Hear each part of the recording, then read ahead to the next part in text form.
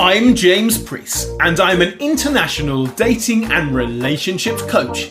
I've been helping singles find love for over 15 years, have written best-selling books, and worked with many dating companies all over the world. My Love Machine podcast is all about finding love, loving yourself, loving life, and finding new ways to help you live your life with more happiness, passion, and success. I answer your questions, interview inspiring experts, and bring you lots of fun new ideas to finally bring you the love you deserve into your life. Well, hello there, and welcome back to the Love Machine podcast. Now, today's topic is one that affects many in the dating world. We are navigating dating with a stigmatized health condition. And our guest, the fabulous Allie Mazur, is the founder of Beyond Herpes, a company dedicated to bringing hope, healing and confidence to those diagnosed with herpes. As a coach and a speaker, Allie empowers individuals to overcome the fear associated with herpes, drawing from her own journey of personal growth and healing. With her expertise and experience, Allie will shed light on the challenges of dating with herpes, sharing invaluable insights on how to navigate disclosure, communication, and self-acceptance in the dating realm. So join us as we explore Allie's journey and glean wisdom on overcoming obstacles and embracing life's extraordinary moments, regardless of health challenges. Allie, how are you doing? I'm great. I'm so excited to be here. Thank you for having me, James. I'm really pleased to have you here. This is my first ever video podcast, so I'm thrilled you're going to be helping me with that. We had a little chat last week off podcast, and you were on a lovely beach at the time, but you're not on a beach anymore, are you? No, unfortunately, I am not. I am having withdrawals. I was in El Salvador surfing, and I am in the middle of Texas right now. So, yes. Quite a difference then overall, I think. Yes, it is. Wonderful. Well, thank you for joining me. Can you start by explaining to everyone a bit more about you, your own sort of story, and why we're here today talking about this subject? Yes, of course. So, like James said, I have turned one of my major health challenges into a company, because I'll just start real quick with very brief story of when I got herpes, because I think it's very relevant. I was 23, so about 10 years ago, and I was confused, devastated, like in shock. And I now know that that's the experience for so many that get diagnosed with genital herpes. And it doesn't have to be, because it is so common. And I would, stay up at night crying and Googling like what to do and how to date. Do I have to join dating websites for herpes positive people? Like, is my life over? Is my relationship life over? And I made a promise to myself and to God, and I would eventually play a part in helping destigmatize this, this thing that can happen. And it 10 years later, it's still a problem. I have a lot of people say like, oh, everyone has it, everyone knows that, but not the people that come to me. Like, they're still flooding in, and it is still a problem. So I got it. It was the second time I was ever sexually I ever had sex. Oh, no. And for me, it was partnered with a ton of shame and guilt and confusion. At the time, I really did want to wait for marriage to have sex, and I didn't. I kind of broke that. I was in New York. I was dating a lot. It wasn't working out. And so I got it. And then imagine the confusion and frustration. And a lot of my friends had been sleeping around since high school, and they didn't have herpes. And I've learned that, so many people have it. So it was just a matter. I could have had it dormant in my system for years, or since I was a child, and I just didn't know. I'll never know. And that is, 23 is when I had my first outbreak. I feel like it's such a big story. I'm like all over the place. But then flash forward, I am now at the point financially and in a place in my life where I could leave my corporate job and start this company to help destigmatize herpes and to provide coaching and support for people going through what I went through when I was 23. Amazing. Thank you for sharing that. I think it's a hard thing to do, anyone to talk to people about what's happened in the past. And like you said, it's so common, people aren't really aware of this. And I've covered ADHD, I've covered all sorts of health conditions and things on this podcast before. And I think it's really important to help people become aware of this. So how common is this then? Yeah. So there's two different types of herpes. And so each one kind of has a different how common answer. There's a different answer for both. Um, it Up to 80%, it's estimated that 60 to 80% of the population has herpes 1, which is also known as HSV1. That's what it shows up in a blood test as. And that's the version that's more common on your mouth. So oral herpes. So if someone has cold sores, that's oral herpes. Like they have HSV1. That's a massive part of the population. And that's actually the one that I have. I just got it genitally. So I got it down under. But what that means is like, if I'm with a partner that also has HSV1, it's for lack of a better term, it's like not as risky because they already have it in their system. And as long as they don't have an active outbreak, there's very low chance I'm going to give it to them somewhere else. The other one is HSV2, so herpes 2, showing up on a blood test as HSV2. And that is more commonly spread just genitally in the genital area during sexual intercourse. But also, it can also be, they can flip around nowadays. That one it's estimated that 1 in 8 people have HSV2. So a little less prevalent, but still, if you're in a room with 8 people, chances are one of them has genital herpes. Wow. Yeah. And how does that present itself? Is it a rash? Is it Yeah. visible? Yeah. So I like to explain it as just like a cold sore, because most people have seen or experienced a cold sore. Same thing, just on one specific area down there. So it just like with cold sores, it often shows up in this. Once you get it once, it shows up in the same spot, small blister, and it is what I've learned from working with people and from my own experience. I thought I was kind of just lucky because I've only ever had like one small little blister. But the more people I talk to, sometimes that's all it is, like one tiny, it's like half the size of a pea. I don't know another like thing to compare it to.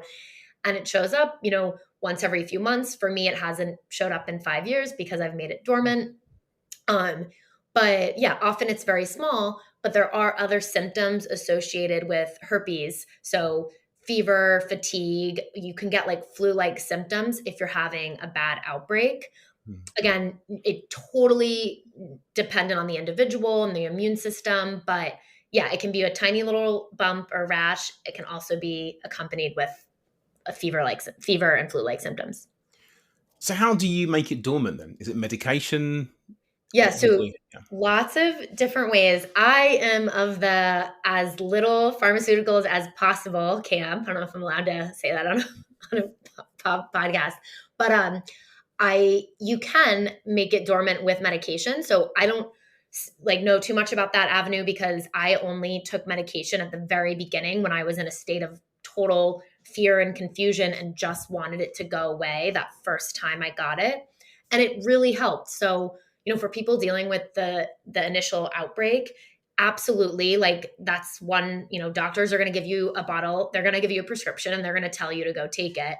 And as far as I'm concerned, and my father's actually a doctor, I talk about this a lot. So I've been through talking so much to him and his colleagues about it. Nothing wrong with taking it short term. I chose not to take it long term because you can take it long term to keep outbreaks away, but you can also take care of your body and your immune system and get yourself in a state where herpes does not want to show up anymore. So, that looks like there's all sorts of stuff. It can be as simple too as getting enough sleep, not drinking too much, not eating too much sugar. Like I know people who all they had to do was cut their sugar habit and stop drinking too much coffee with lots of sweeteners and chocolate, and that stopped their triggers. So it all depends on the person. Okay. So a good healthy lifestyle can help you overcome it. Yeah. And when I got it, honestly, James, it changed my life. It really changed my life. And my life wasn't bad, but I was living in New York. I was partying. I was going to the Hamptons on the weekend. I was I was partying a lot. I was drinking a lot. I was having really late nights and hangovers. And that was not something that set me up for success. I was getting reoccurrent outbreaks every few months. When I was living that lifestyle, the more and more research I did, I learned, oh, wait a minute, maybe cutting back on alcohol, cutting back on sugar, like can help. And that's when my life radically changed. I actually stopped drinking. You don't have to stop drinking all the way. I mean, I Yeah.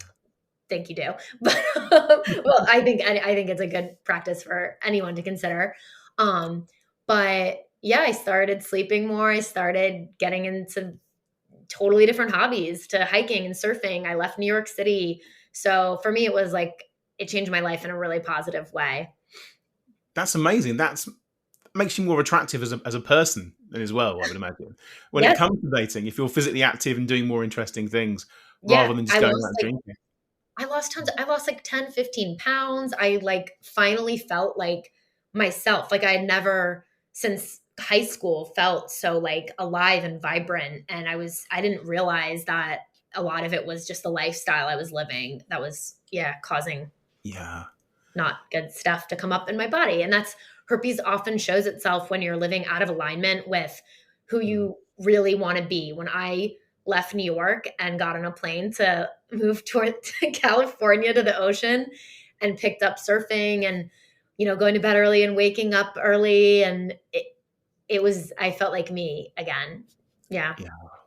I think so many problems can be caused by an unhealthy lifestyle, whether it's alcohol, sugar, not getting enough sleep. It can just drain you. Your body knows the score. There's a famous book you may have heard of that Yeah. I talk about all the time in my sessions when I coach people. It's a great book if anyone's interested.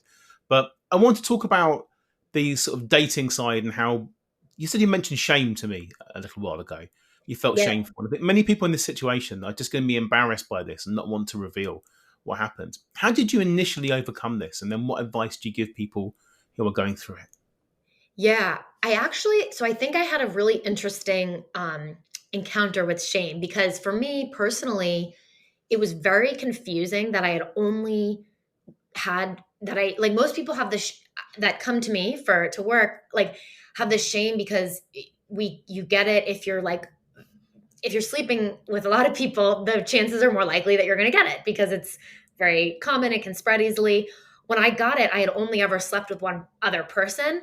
So I didn't feel so much shame initially. I felt another bad feeling to feel, which is victimized. Like I felt like Yeah. such you probably know like a victim. And both like feeling like a victim and feeling shame are both really low frequency, like bad energy.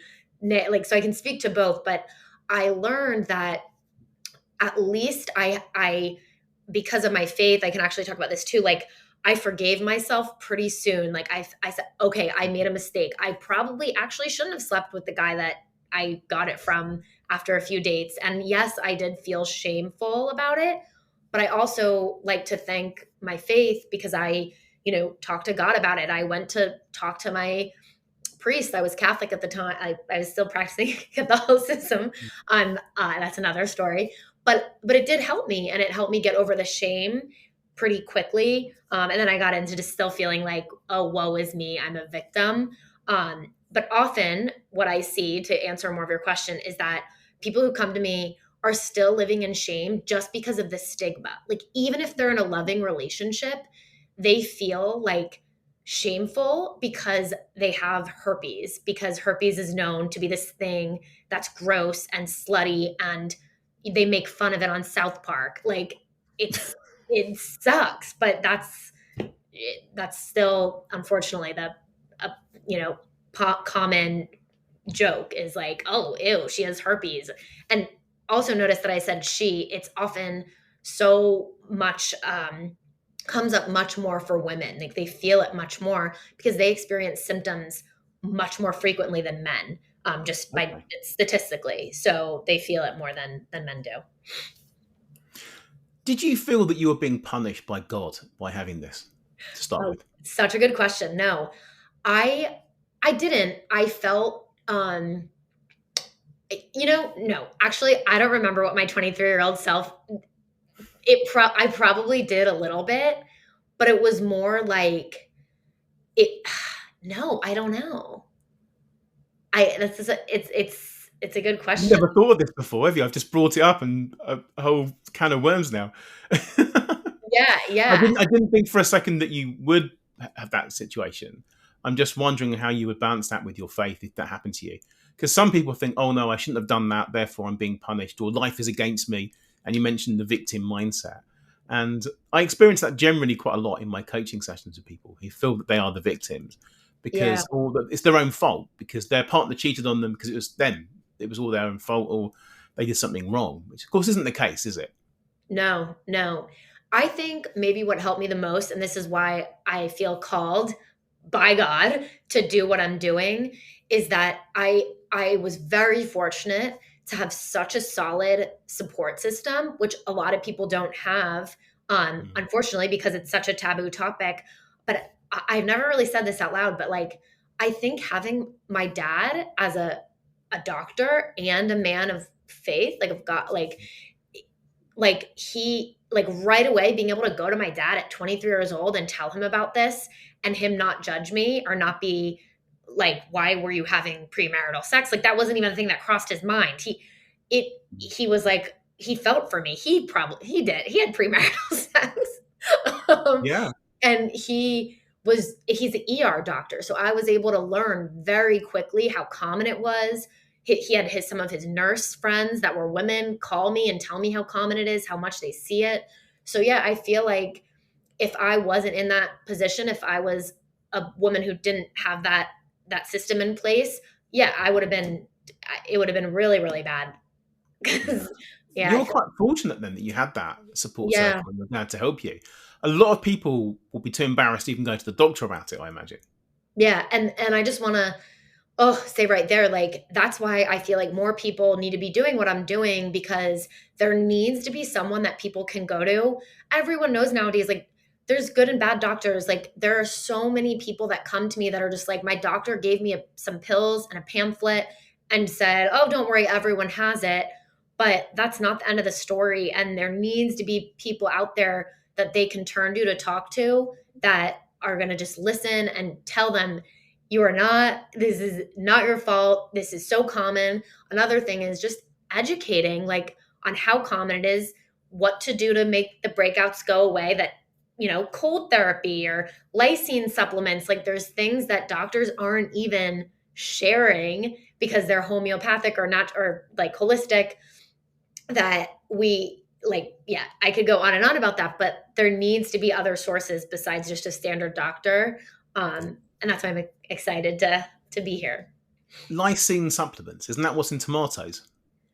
Great observation. Yes, lysine is, there's a lot of foods that are like really high in lysine, so like black beans. And yeah, it's an amino acid, but if you have herpes and you still have active outbreaks, it's recommended to eat lysine rich foods. And if you really want to put it to the brakes on outbreaks and you're looking to prevent them, taking lysine supplements. Like I am not a supplement pusher. I barely take them. I only take them when needed. But when I am going in a time of stress, or I think, oh gosh, like I've had a lot of, stuff going on lately. I'm really stressed with work or living situation. I load up on lysine supplements. It's a really easy thing to do. Inexpensive, no bad side effects. Okay. That's Yeah. good to know. Good to know Yeah. that I knew that as well. But I think whatever comes into my brain, I have to ask the question. So there we go. And something you just mentioned as well that's so important. It's great that you're raising awareness for this. This is why I'm doing the podcast with you as well. It's such, I think taboo is the word that you mentioned. People don't want to talk about this. People want to bury their heads in the Yeah. sand. But I think I have so many clients out there that are going out dating, having sex, having these experiences. And it comes from a foundation. We have to have this core that we are good enough and we are self-love and all these things. And I think if you have this, it can really damage your confidence. So Yeah. anyone that's listening that maybe has a friend in this situation or experiences someone they're going to be meeting and dating, to be more sympathetic towards it. Because like you said, 80% of people have this. So majority of people Yes. do. I could have it for all we know. And I'm not sure Yeah. I'm going to go and get tested for it right now, but it's an important thing. Maybe people should. And it's an important thing. So with that in mind, there's a lot of people out there that maybe have got this or they are going to experience someone that they're going to be dating. So how do you cover it? Are you single at the moment? Can I ask that question? I am. Yes, I actually Okay, am recently good. single. Good. You did tell me that when we spoke before. I'm just double Yeah. checking because it could have changed in the last week. People's Yeah. situations change all the I mean, it time. was Valentine's Day. I could have had a lover come out of nowhere, but that did not happen. You could have done. That would have been a fun thing to talk about now. Okay, so when you were dating people and you get to that situation, do you mention it on a first date or do you wait till before things become serious? When's the right time, do you think, to mention it? Yeah.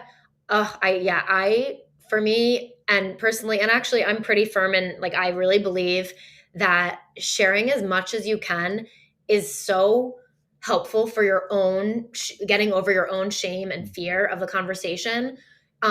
So I tell people on a second or third date, I mean, obviously what I do for a living is a little like it comes up inevitably sooner, but when I work with clients, you know, third, fourth date, maybe I do. And I get backlash for this on social media. I get, ew, tell us right away. We want to know. And you know what? I mean, that's the mean back. 90% of the stuff is positive that I get. But I I feel like if you own your story and you know and you're knowledgeable about the situation, the more confidence you bring to the conversation, the more vulnerable you are, it's only going to serve that relationship like well. And people will the woman or man you were telling is going to have so much trust in you because you were able and willing to share something so vulnerable pretty soon. There's a very high chance they have it, or they know a best friend or a sister or a brother that does, so they get it. Half, half the time I tell people they have it. Multiple people in my recent past, I'm like, oh, I had it, and I'm like, when were you planning on telling me? Um, and that's something else I've learned is some doctors say, oh, you have it. Don't worry though. If you don't have outbreaks, you don't need to tell people. That's like a new thing that yeah it actually just came out in some countries. I don't want to like name drop on that, but like that you quote don't have to tell people. And that is not the case in the US still. They still advise telling people. I think you should. I think it doesn't, anyone that has it, if they're true to themselves, they want the other person, it's a health risk. Like it's a very minor health risk, but it's something that's fair for the other person to know um, going into a relationship. I think. Honesty is always the best policy to start things off. It's better than Yeah. having some deep, dark secret you're going to have to reveal, whatever that might be, on a second or a third date. So you're not Yeah. going to write it in your dating profile, but It's maybe not. your LinkedIn profile would say it, wouldn't it? Oh yeah. It's on my LinkedIn. Yeah. Oh. Did guys find that out first? Do they Google you and find it out and then discover that? Has that ever happened to you? Yeah. It hasn't. It hasn't. Because I'm trying to think. No, the past few guys I've dated, and because I've dated a few guys and then dated them for a few months, like I've told them before they've like looked me up because I haven't met them online. I go on and off of this online dating thing. I'm a firm believer still in meeting in person, and I go out of my way to like put myself in scenarios where I can meet someone in person. And I know I would love to hear your perspective on this, but it's hard these days, and I find that I have met a lot of people in person still, so I'm not giving up on it yet. And yeah, so they can't look me up right away. They have to just trust me.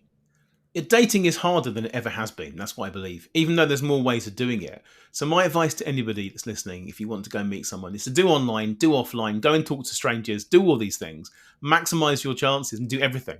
There's no Yeah. point delaying stuff and waiting to a better time or the weather changes or you lose 2 stone or all these things. Go out there and do that. That's And a little aside. Yeah. well, and I was just gonna like thank you for saying that. And I, especially if you have herpes and you are working on getting over the shame, my number one prescription is going on as many dates as possible and meeting. Like I meet a guy, I talk about it on a TikTok thing. I will meet someone in a coffee shop. I met someone recently, a few different guys, and even if you don't have a connection like chemistry, but you just get to chatting and practice telling people, especially with someone you probably don't see a romantic connection with, then you're going to be that much more comfortable bringing it up. So, Yeah. Practice is important for anybody that's new to dating or looking to meet people because you can get out of it. You can get a bit rusty if you've been in a relationship for a while. I think the world needs more conversations with strangers. I think it definitely needs that. It's certainly an important thing we need to have. Now, something else that occurred to me when I was listening to what you're saying it's not just a sexually transmitted thing, is it? So you can do it by kissing as well. Is that right? Yeah. You Yeah. can pass it on. Do it by kissing. You can pass it on by kissing. So that's very hard to protect yourself from catching it, isn't it? If that's the case. Yes and no. So if you don't have cold sores regularly, and if you have had it's been dormant for several years, like you haven't ever felt that tingle coming on, like it's very unlikely you're going to spread it. So, but again, up to 80% of the population has it. So it's definitely like, it's even doctors will say, my dad, for example, like it is pretty unknown how much viral shedding goes on when it's Mm. completely dormant. So viral shedding mean the virus is still there even though you can't see or feel any symptoms of it. So that does scare some people because they're like, "Oh gosh, like my clients I work with, am I going to spread it even if I haven't had it in a year?" And Yeah. that's really why it has to be destigmatized, because if 80% of the population is walking around with this and they're all scared, like it's not okay. It's like with any virus, like if we're taking care of our health and we're Mm. in a more vibrant whole state, we're not going to be spreading or catching these things anyway. So there's 100 other things to do besides worry about if yeah, I really think that I'm into, the whole wellness thing. And I think that I've never given it that actually fact. I've never given it to a partner, and I have been sexually active for a few years now, several years, and I've been in some long-term relationships, and I've never given it to someone. Of course, I haven't had slept with anyone when I've had an active outbreak, but you wouldn't want to anyway. You'd be in pain. Is it a painful thing? You mentioned the tingle just now. Is that what you know? Is it tingle everywhere? I'm guessing. Yeah, so when you're about to get an outbreak, it's called prodroning is the medical term. And That's a hideous term, isn't it? it's what? That's a hideous term, Prodrone. prodroning. I Yeah. know. But if you have herpes and you didn't know it, you want to sound fancy when you tell someone, you can say, well, I know that when I'm prodroning, then I will be careful as well, because that's when you feel it coming on. And the good news is though, you can stop it in its tracks. Like, so if you feel a cold sore that's like about to come on, or a blister you might get, that's when you load up on lysine. That's when you make sure you're getting good sleep, cut the alcohol, cut the sugar for a few days, and Mm. stop it in its tracks. That anyway, that doesn't hurt the prodroning. It's if you get the outbreak, the blister, Yeah. that's when it starts to hurt, and it is very painful. And I think that's the main reason for the stigma. Like people don't want to have a very painful rash, but keep in mind if 80% of the population has herpes, such a much smaller percentage than that is actually having this painful outbreak, and you don't have to be one of them. Like you can take Mm. care of your health and make it so you're not getting the actual painful outbreak. And how do you find that people generally react when you tell them? Are they always sympathetic? Are some run away? Do Yeah, they yeah. work with you? I Yeah. have a good one about this. A good like short video clip on TikTok with like my 5 responses recently. It is it is all over the place, but it's for the most part like not bad. So it's anywhere from, oh my gosh, I'm not worried about that. I know all about it. I know we just have to be careful, but no worries. Like a lot of people have had a past relationship where the person has had it. Just statistically, that makes sense. Some people often someone what I find helpful is when someone either has a family member or a friend that's had it, which again is super common. And then, a lot of guys, or not a lot, but a handful have been just like not in the know. Like they're unaware of, oh, I don't really know anything about that. I haven't heard about that besides joked about on a TV show, unfortunately. And then you just have to educate them. And if they're good guys, they'll want to learn. And that's another thing too. Like there's so much other baggage people can come to relationships with. Like Mm. so many things that are far more that influence or impact a relationship. This is a skin rash, and that's it. It's a stigmatized skin rash.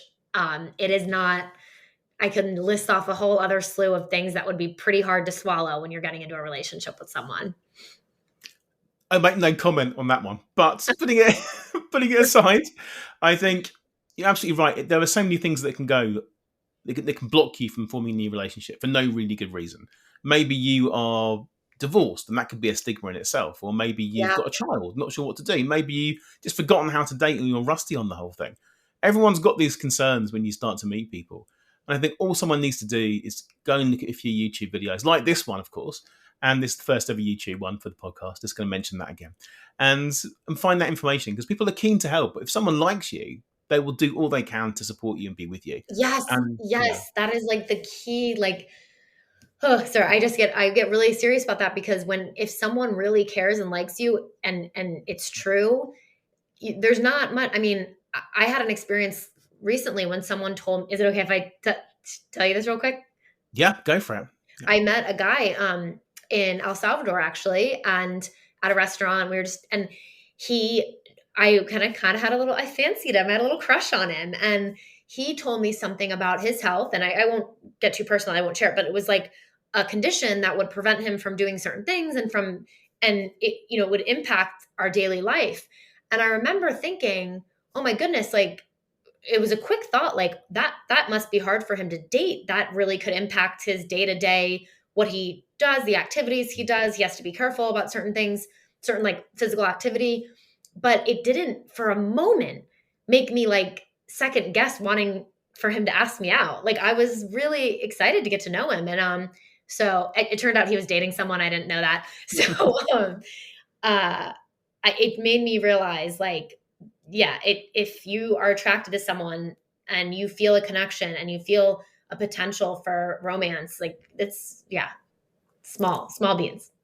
So many things are in our minds, and we always expect the worst from people. I think Yeah. expect people to be kind, and the world needs more kindness and understanding.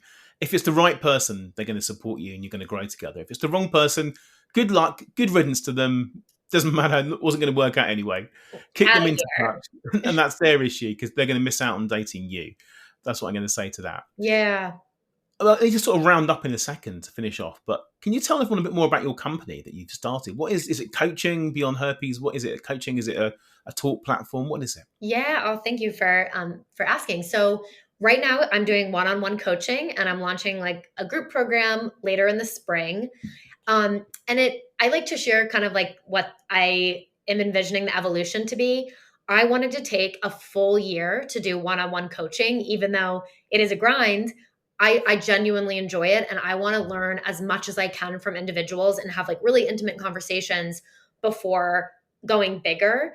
So right now, Beyond Herpes is one-on-one support. I do most often a 3-month program, and we go over how to overcome the outbreaks, so the physical symptoms, quick fixes, and long-term sustainable fixes. We do work around fear and shame and like self-love and self-forgiveness and all of that. And that's the really fun, deep stuff that brings a lot of tears that are necessary. And then we go into part 3, dating, confidence, and owning your story, and moving beyond herpes. So yeah, that's the current vision. And then long term, I want to have a platform where there's other people like me and health professionals, so nutritionists, therapists, that can build teams for the individual. So when they're Googling, how do I fix this outbreak? How do I date with herpes? They get directed to my website, and they get matched with a team that'll be based on their specific needs. They'll have a doctor and a therapist, or a nutritionist and a therapist, or a health coach, or a mentor, whatever it is they need. They will have a resource and not just be directed to scary articles that come up from all different publications when you Google how to date with herpes. That sounds absolutely amazing. I think that's going to be so useful for so many people, because if 80% of people have got this, that's 80% of people that should be checking you out and seeing what you're up to and supporting you. So that's brilliant. And is it beyondherpes.com? Is that the website? Yes. Well, it's livebeyondherpes.com. Okay. So I wish it was beyondherpes.com, but it was taken. That was taken, was It was it? taken. But then when I searched it, there was no website. So I think someone's plotting something or brewing, and that would be great. The more the merrier. But the actual website is livebeyondherpes.com. Amazing. And are you on social media? How can somebody find out more about you? Yeah, you can find me on Instagram and TikTok. Beyond Herpes with Allie is my TikTok. Instagram, Beyond Herpes with Allie. But if you go to my website, the easiest way is to just email me or find my Instagram, TikTok, all of that on my website. I love hearing from people via email or I do quick 15-minute intake calls if people are interested in working with me one-on-one for that 3-month program that I mentioned. Wonderful. Well, I think you're absolutely an inspiration to many people, and what you do is fantastic. And it's been a pleasure talking to you. I will end things now, but I'm sure we'll talk again at some point, and I wish you all the best on your journey and your business. Thank you, James. It's been a pleasure speaking with you as well. Bye for now. Thank you so much for listening. I'd love to give you a free copy of my latest book, which you can download right now from my website, jamespreece.com. If you enjoyed this podcast, I'd really appreciate it if you could share the love by taking a few seconds to write a positive review on the iTunes store right now. See you next time.